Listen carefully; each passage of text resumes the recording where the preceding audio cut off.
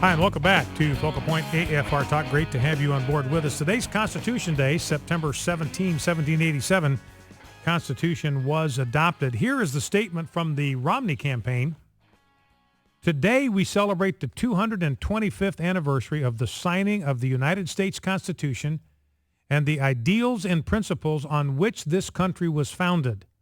As president, I will adhere to and defend those principles which have secured the blessings of liberty and served as the foundation for the greatest nation the earth has ever known. Here is the email I received from the Obama campaign. Dear friend, I'm only going to get to sit down to dinner with grassroots supporters on this campaign one last time. Your donation of $5 or whatever you're able to chip in will automatically enter you into the BarackObama.com dinner sweepstakes. Thanks. That is from Barack. So on Constitution Day, what is Mitt Romney talking about? He's talking about the Constitution. What is Barack Obama talking about? The wonders of having dinner with him.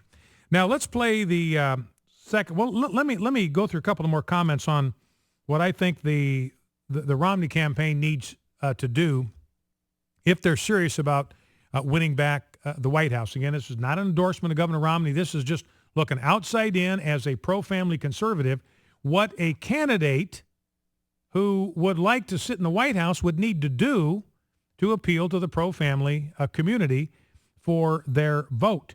Now, a lot of pro-family conservatives have made the observation that Mitt Romney is running a very timid campaign. And that's part of the frustration I expressed over the weekend. What does he stand for? What will he do as president? We simply do not know. Very vague. He's been trying to run basically as the non-Obama, as the un-Obama, as the opposite of Obama. And eventually at some point you need to offer people some positive things to believe in. And that's why, I commend Governor Romney for coming out with this strong statement about the Constitution today. We hear nothing from Barack Obama, which is of a piece with the fact that he seems to ignore this document virtually at every turn.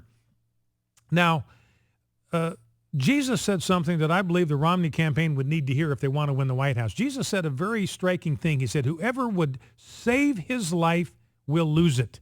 Now, what Jesus meant by that is the guy that plays it safe, that just looks out for himself, that never takes chances, never takes risks, will lose his life. But he who loses his life for my sake will find it.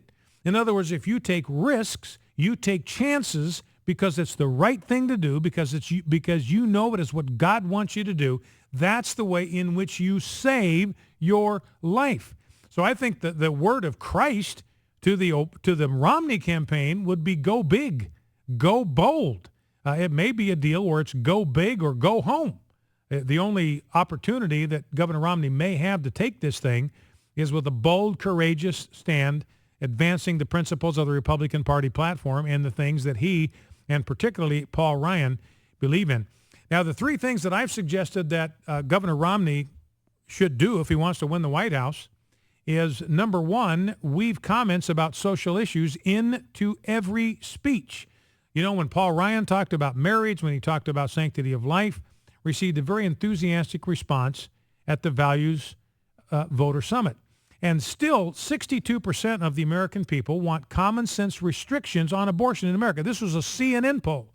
This is not a poll done by the right wing. 62% of the respondents in a CNN poll want some common sense restrictions on abortion.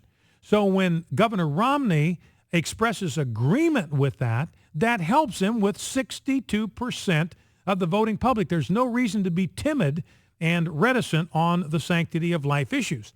And I think it will help him to say, look, the next president is very likely going to appoint one or two Supreme Court justices. I pledge to you that any judge I appoint to the Supreme Court, I won't do it unless I know that that judge believes in the unalienable right to life for all human beings at every stage of development. That's a winner because this is where the majority of the American people are at. I think Governor Romney ought to weave in comments about the institution of marriage in every campaign stop. Paul Ryan ought to do exactly the same thing. Again, enthusiastically received when the governor does wade into those waters, when he does have the courage to talk about marriage and talk about protecting the institution of marriage, he gets an enthusiastic response on the campaign trail everywhere he goes. I mean, it's baffling to me that his team is so cautious and so timid and so hesitant, and that Governor Romney apparently agrees with them, that they hesitate to say these things. That's common sense. You know what he said in his speech at the Values Voter Summit about the way you protect children from poverty is to see that their parents graduate high school, they get a job, they get married before they have children. Rate of poverty among children, 2%. If they don't do that, if they don't graduate high school, don't get a job first, don't get married first, rate of poverty for children, 76%. Now, trust me, ladies and gentlemen, that is a message that will resonate with the American people. They know and they recognize instinctively the importance of family, particularly for children. They see it every day around them.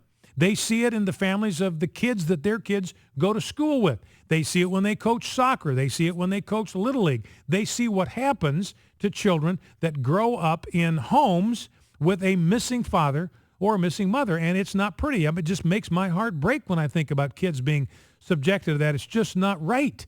Kids have a right to grow up in a home that's stable and secure, where they're given role models both of manhood and womanhood, given a role model for marriage, given a role model for fatherhood and motherhood.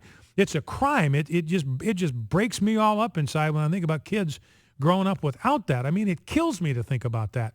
And I think that will resonate with the American people. They know that's what kids need, and that's what they want, and they want to hear from the next leader of the United States that he will work to establish policies that are going to strengthen the family and protect children. You know, and marriage is 32-0 at the box at the ballot box. 32-0. Every time the American people have voted on marriage, they voted for natural marriage. They voted for a man-woman marriage without exception, undefeated. In other words, the point is, no matter what they tell pollsters, I think they lie to pollsters because they don't want the pollster to think they're homophobic bigots. So they say, yeah, I'm for marriage equality. I'm for same-sex marriage. I'm for marriage based on sodomy. I'm for marriage based on the infamous crime against nature, because they don't want that guy to think that they are a bigot. But when they go into the polls, it's just them, their conscience, and their God. They know that marriage is the union of one man and one woman, and that's how they vote. North Carolina, this is a state that Barack Obama won in 2008. He won this state 2008. The voters in North Carolina voted 61-39 this past summer by a margin of 22 points to elevate protection for natural marriage to the state constitution. So if a Romney-Ryan campaign will simply remind people, look, when you go into the voting booth on November 6th, you are voting about marriage. You're not just voting about candidates, you're voting about marriage. The Democrats down on a platform that approves same-sex marriage. The Republican Party platform endorses natural marriage, one man, one woman. Don't forget, they can remind people, there's a lot of other things you're voting about when you go into the voting booth, but one of the things that you are voting about is marriage. You are casting a vote about whether you believe that marriage ought to be the union of two men or two males, or whether it females, or whether it ought to be the union of one man and one woman. United in marriage. That's the thing you're voting on when you go in there on November 6th. One of the things, and I think these things, the sanctity of life and sanctity of marriage, ought to be in the mix in every single campaign speech that they give. They don't have to build a speech around it. I'm not saying that. They don't have to make it the focus, but I think it needs to be in the mix every single time, because the voters, they want to pull the lever for them, have got to hear that message from them. Now, the second thing is he's got to unleash Paul Ryan.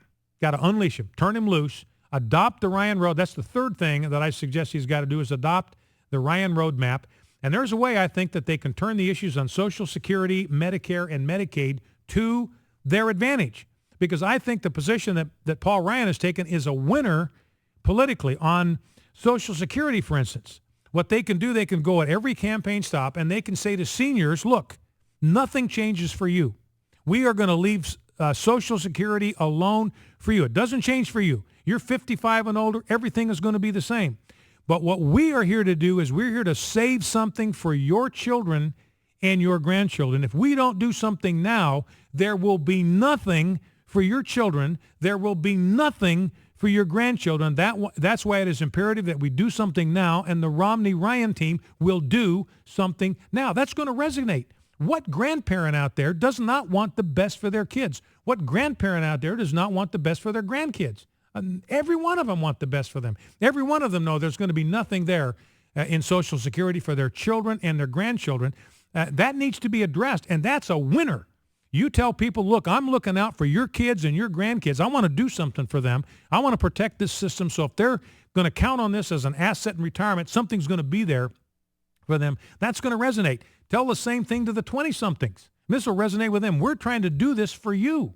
We want to have something there for you when you retire. If we don't do something now, there's going to be nothing for you when you get to the age that your parents are. And by the way, we want to give you the option to personalize your Social Security account. It's your money. You earned it. You paid taxes on it. It was paid on every dollar that you earned. It's your money. Why should it not be in an account with your name on it?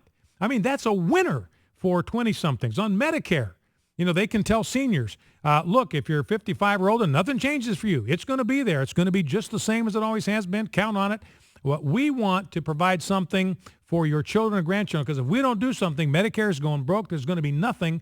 By 2018, 2022, there isn't going to be anything out there for your children or your grandchildren. And we don't want that for them. We want something better. In fact, we want to give you, your children, your grandchildren, access to the same health care plan that congressmen have. And they can say this, look, the Democratic politicians, they do not want you and your children to have the same health care plan that they do. We do. We want you to have the same kind of health care plan that your congressmen have. Same kind of choices, same kind of options. Medicare, Paul Ryan's plan, block grants funds to states. This is a winner because every single voter they speak to lives in a state. They go to these voters and say, look, we think that your state is smart enough to know better how to allocate resources than some bureaucrat sitting in a cubicle in Washington, D.C. We trust you. We believe in you. We believe that states know best how to take care of their citizens. So we're going to get the federal government out of the way, and we're going to let the states decide how these resources are going to be allocated. Trust me, ladies and gentlemen, that message is a winner and could give Mitt Romney the White House. We'll see if we'll see what they do with the council they're getting. Focal Point, AFR Talk, back in 2.